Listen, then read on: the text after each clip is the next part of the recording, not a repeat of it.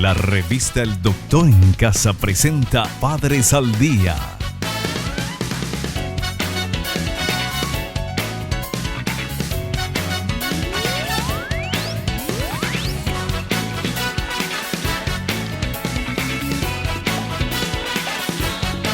Con la conducción de Alicia González Rodas. Padres al Día. ¿Qué tal, amigos? ¿Cómo están? Bienvenidos a Padres al Día. Vamos a hablar hoy del duelo patológico y no patológico en los niños cuando fallece un ser querido. Vamos a una brevísima pausa y a la vuelta estamos con nuestro invitado. Ya volvemos con más Padres al Día. Estamos de vuelta con Padres al Día.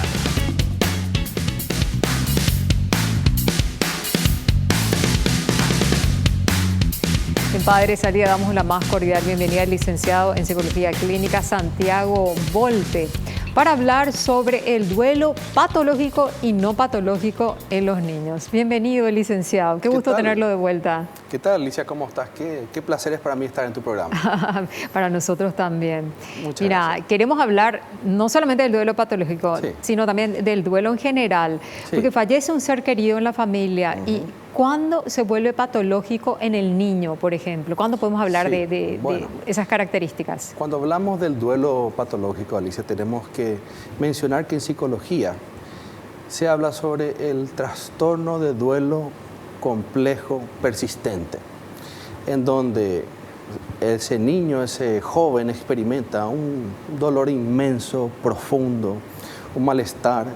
Cuando este autor muy interesante, Horowitz, habla sobre el duelo patológico, él siempre menciona del desajuste que genera en el paciente, del nivel de desadaptación y la incapacidad para resolver el luto. Tiende a desorganizar la vida de la persona y hay dificultades emocionales muy profundas en el sujeto.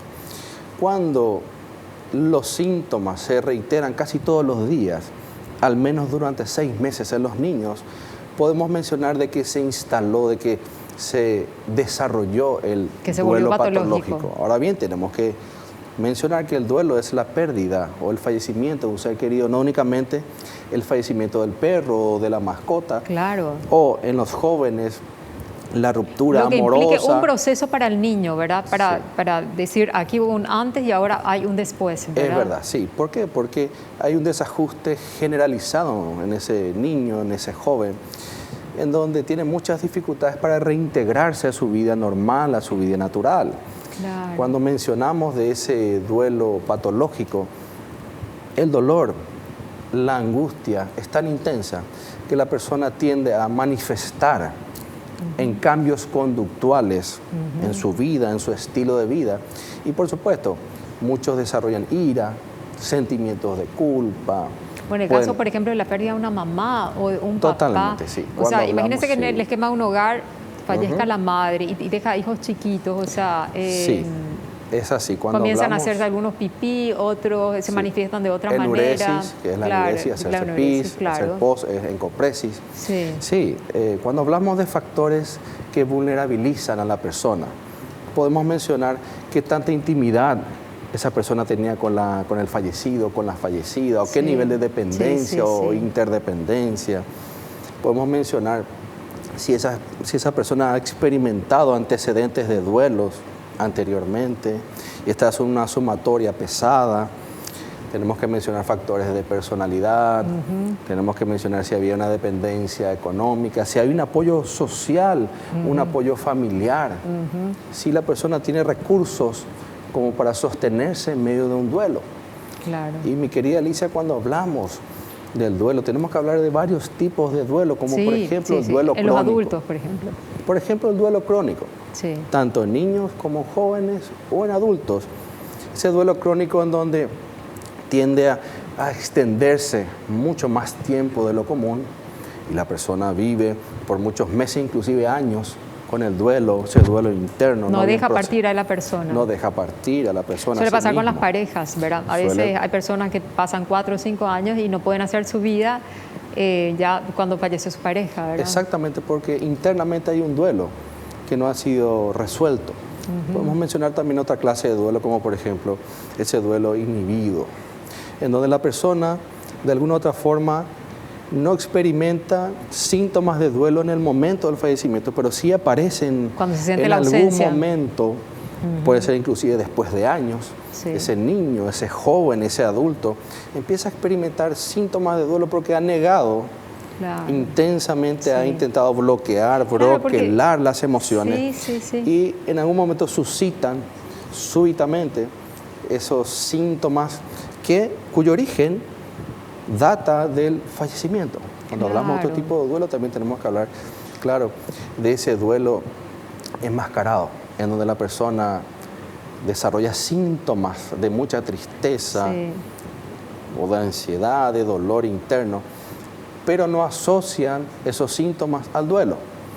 Porque es algo como que esté enmascarado. Y también hablamos porque no pudieron identificarlo. No pudo identificarlo. De repente se siente mal porque van al Día de la Madre y ellos están sin su mamá. O están sin su papá. Y ven que sus compañeritos están con su papá, con su mamá, pero en ese caso, en todo caso, hay que tratar de llenar o llevarla a un tío o a alguien que él aprecie o quiera para que sienta que hay alguien que le... Claro, no se supla a un papá y a una mamá, pero de todas maneras ver las maneras de llenar un espacio vacío, ¿verdad? Es verdad, psicológicamente el padre es insustituible, también la madre es insustituible. Ahora bien, es verdad que una madre puede ser una supermadre, y un padre también puede ser un superpadre. Ahora bien, ambos aportan y mucho a la psiquis, al desarrollo psicosocial, inclusive biológico de ese hijo, ¿verdad? Y tenemos que también, mi querida Alicia, mencionar de ese duelo en donde la persona no logra procesar por mucho tiempo y va perdiendo funcionalidad, sus funciones, sus roles, por ejemplo. Ya no interactúa más socialmente, de repente se retrae.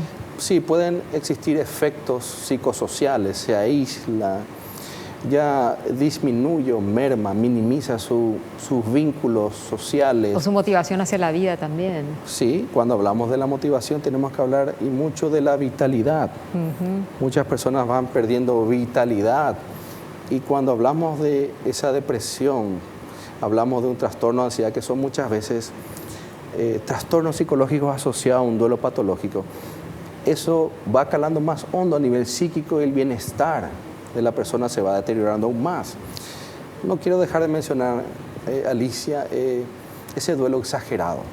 Hay muchas personas también que experimentan fallecimientos de personas cercanas y su duelo es tan intenso, exagerado, que ya asocia directamente a otros trastornos de ansiedad, depresivo, y es muy difícil de manejar para el paciente.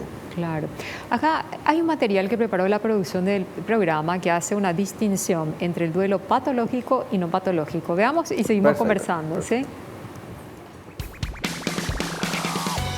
Diferencia entre duelo no patológico y duelo patológico en niños. El duelo no patológico en niños se entiende como aquella etapa vital en que una persona reacciona ante la pérdida, comprende las implicaciones de esta pérdida, reorienta su vida sin el ser querido, acepta la pérdida. En el duelo patológico en niños, tenemos un cuadro complicado que se prolonga durante al menos 6 meses. Los síntomas son más intensos y duraderos en el tiempo, generan conductas desadaptativas que, en última instancia, interfieren o limitan la vida del niño. Puede afectar a la emotividad, autoestima y su identidad. Lo que pasa es que el evento de la muerte es muy fuerte, ¿eh? Hasta para... Si nosotros a los adultos nos cuesta gestionar, imagínense lo que es a los niños. Aunque dicen que los niños se olvidan más fácil, no es así. Bueno, es interesante tu planteamiento, Alicia.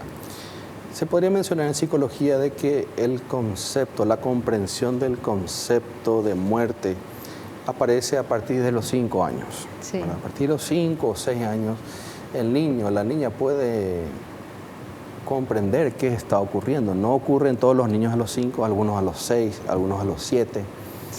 Ahora bien, no es muy simple para los niños pequeños, para los pequeñitos, comprender la magnitud de lo que implica la partida de un ser querido. Claro. Que olvida o no más rápido, pues bien, tenemos que hablar de los factores de vulnerabilidad, depende de quién ha partido. Si hablamos del padre, de la madre, de un hermano, si hablamos de personas del primer anillo familiar, evidentemente se va a hacer más complejo, más difícil que la persona pueda superar con rapidez en la brevedad posible. Esos son factores de vulnerabilidad. Cuando las partidas o fallecimientos se dan en un segundo anillo, pues bien, ese distanciamiento puede hacer que la persona se reincorpore más rápidamente a su estilo de vida natural. Que un niño olvida más rápido, no necesariamente. El niño tiene muchas veces menor capacidad de procesamiento racional, analítico sobre las circunstancias, pero su sistema afectivo siempre sigue cargando, incorporando mensajes, mensajes internos. Y se complica menos que el adulto, ¿verdad? También al hacer sus racionalidad, digamos, al bueno, utilizarla. muchos no logran comprender totalmente la magnitud, pero sí sienten en demasía, pueden no solamente experimentar emocionalmente la partida, sino el post-partida de la familia, cómo la familia reacciona, cómo la familia se sostiene, el tipo de nivel comunicacional, el tipo de interacción afectivo que hay dentro del hogar, el tipo de familia que hay. Y conforme a eso, hay familias que tienen mejores recursos para sostener un duelo, una partida. Hay familias que no. ¿Y por qué culturalmente no se prepara? Porque, por ejemplo, en el Japón, desde que nace la persona ya se le prepara de que va a morir, puede morir en cualquier momento. Bueno, en Japón, y la gente tiene esa cultura de que puede fallecer y entonces vive cada día como si fuera el último. Bueno, excelente planteamiento. También en psicología se menciona que el duelo es cultural, ¿verdad? Hay culturas que tienden no somos eternos. a dolerse más tiempo, hay culturas que tienden a dolerse menos tiempo. En Japón, bueno, se enseña que la muerte es la vida en sí, es la verdadera vida después de partir aquí. Y culturalmente ellos se visten de blanco, es en cierta forma una tristeza, pero a la vez es como una satisfacción. Es una satisfacción de que la persona empieza a vivir. En New Orleans hacen música y todo qué sé yo, despiden con jazz, por ejemplo. Ok, es cultural, es verdad. Y sí, en Latinoamérica no tenemos esa cultura procesual de instruir adecuadamente a los integrantes de una familia. Pero hay que prepararle a la gente, porque desde que nacemos tenemos una fecha de vencimiento, como se dice. Sí, duele decirlo, pero hay que decirlo, como diría un colega, ¿verdad? Tenemos que hablar de eso, en familia tenemos que conversar, tenemos que dialogar al respecto, es una realidad. Y todos tenemos que... No somos eternos, hay que recordarlo. Bueno, con este pensamiento vamos a una brevísima pausa y seguimos hablando sobre el duelo patológico y no patológico en los niños. Enseguida retornamos. Ya volvemos con más Padres al Día. Estamos de vuelta con Padres al Día.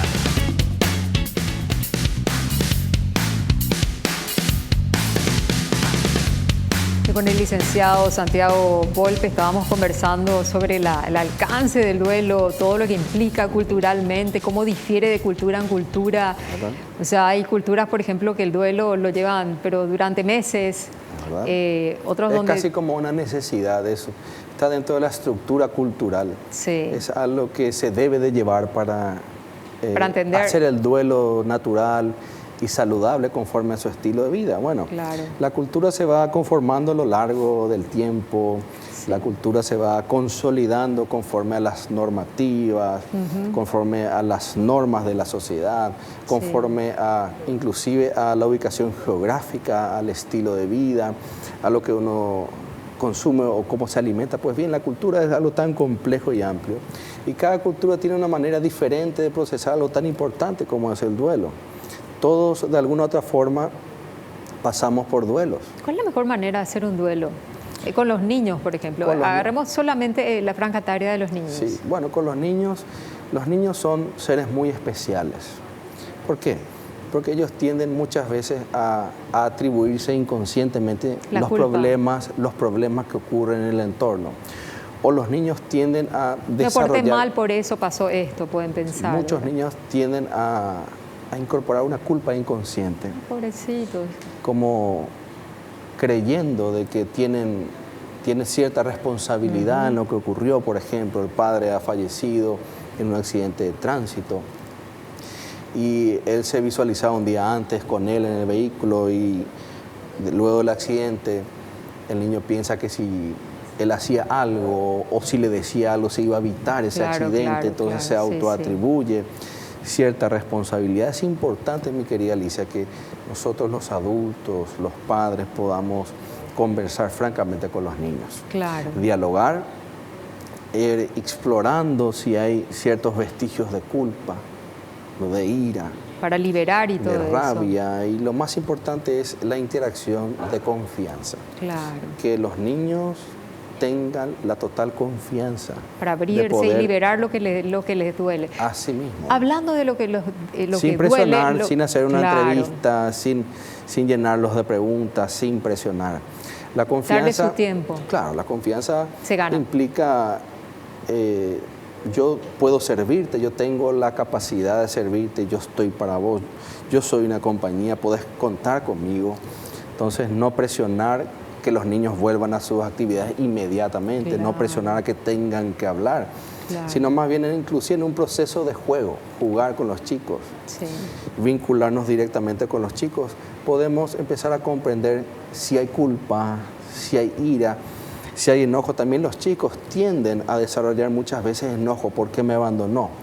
¿Por qué me dejó? ¿Por qué se fue? Esos signos, ¿le puedo interrumpir un ratito, licenciado? De esos signos justamente de ese duelo patológico o complicado, como querramos llamar, preparó un material la producción de Padres al Día. Veamos.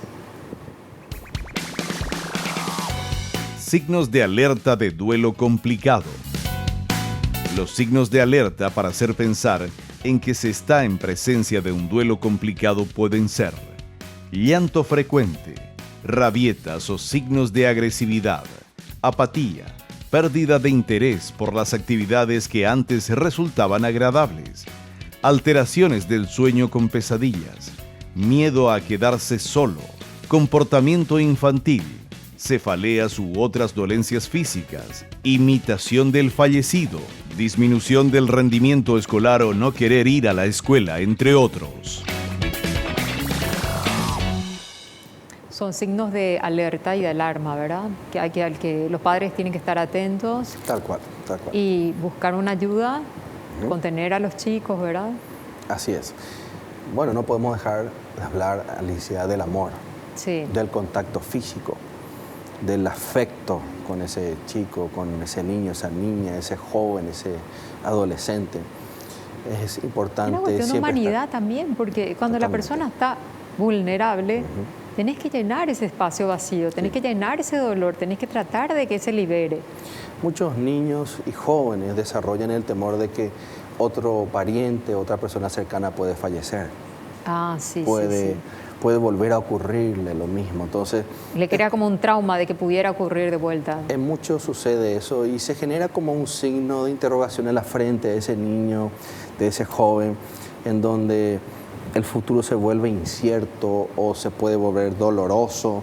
Y muchas veces esa personita, ese joven, tiende a desarrollar ansiedad porque necesita que anticiparse al sufrimiento, al dolor, y vive bajo una conducta anticipatoria permanente de que no vuelva a ocurrir. Eso tiende a desestabilizar el bienestar intrapsíquico de esa persona. Una pregunta que considero que es muy importante, que mucha gente seguro se estará haciendo. Fallece el papá o la mamá o un ser querido muy cercano. Normalmente a los chicos no se los lleva al velatorio. Es importante que vean que la persona está inerte, que la persona ya pasó a otro tipo a otro tipo de vida para los creyentes. Es una buena pregunta. Bueno, yo creería de que, los niños sí podrían formar parte de ese duelo. Los niños o por lo menos un ratito llevarlos. Los niños pueden formar parte de todo ese proceso. Muchas veces ha acontecido que niños que han crecido, han experimentado sufrimiento por no haber visto a su papá. Claro, y después le echan en cara, ¿por qué no me llevaste? Por última vez. Yo no me despedí de mi mamá o de mi papá o de mi hermano. Es importante, por supuesto, poder dialogar a su nivel de edad, a su nivel, a su lenguaje, a su edad cronológica, Claro, pero a la par que esté totalmente integrado a la familia. claro. Formar parte de la familia y que nos movamos como familia. Sí, Es importante que ese niño, esa niña, ese joven sienta parte de la familia, no se aísle. Ahora bien, los breves momentos en donde ese niño, ese joven quiere pasar tiempo a solas, no es malo. claro. Pasar tiempo a solas no es malo. Sí. Cuando eso se extiende o tiende a perpetuarse, Claro, sí, podría estar claramente hablando de síntomas de soledad, sí. de tristeza o incapacidad para comunicarse o la necesidad de no querer hablar. Claro. El tema del duelo lleva de inmediato al tema de qué pasa después de que fallece la persona. Lo primero que te preguntan los niños es, ¿y a dónde se fue?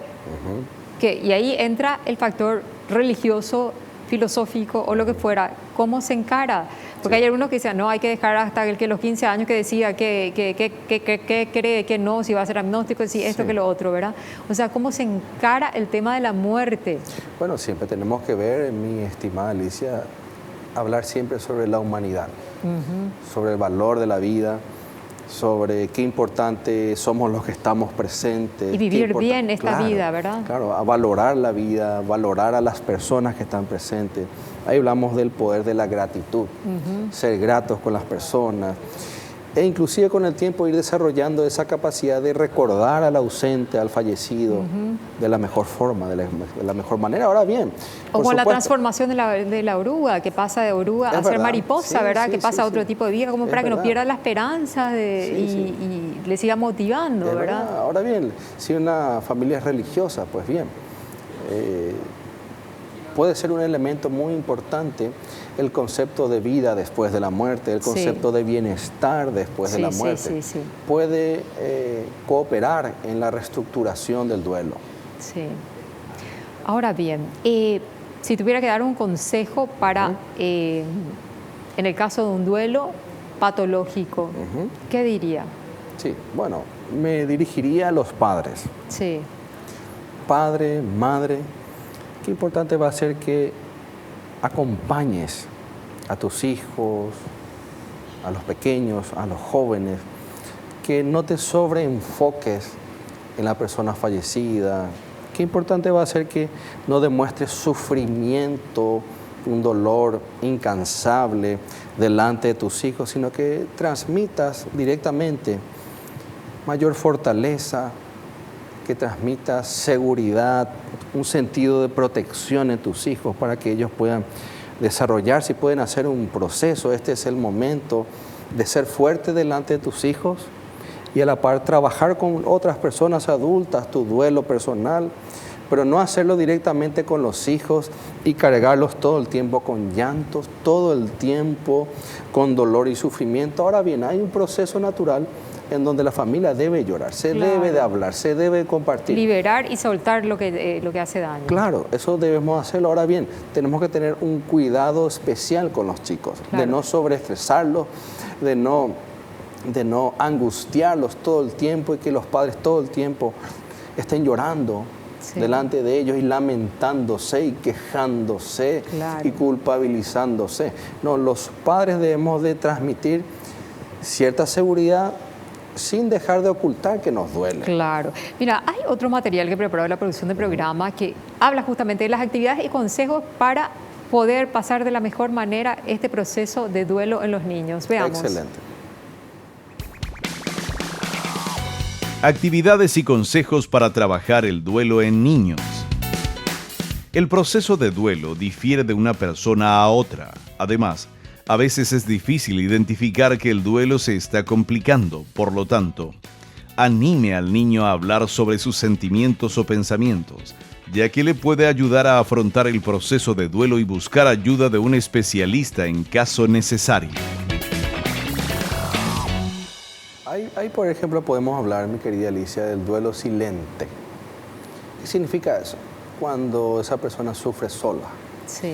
cuando esa persona oculta, Lleva tiene vergüenza. la procesión por dentro, como Sí, se dice. tiene vergüenza de hablar, siente culpa de hablar. Y el mecanismo comunicacional de la familia es callar. Sí. guardar silencio, Sí, no de sí, esto sí. no se toca, mejor no hablarlo porque si lo hablamos, reexperimentamos el dolor.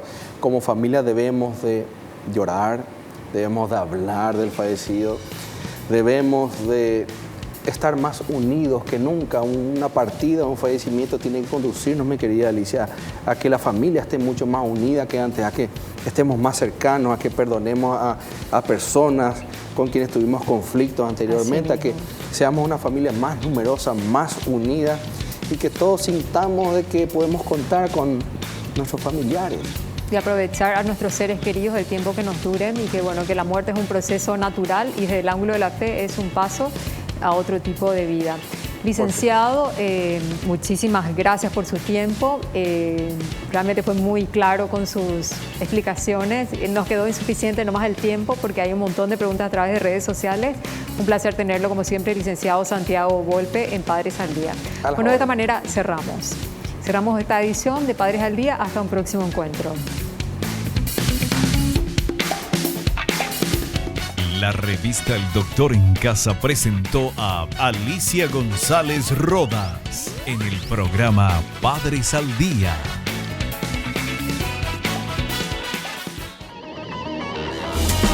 Fue una realización de Alicante.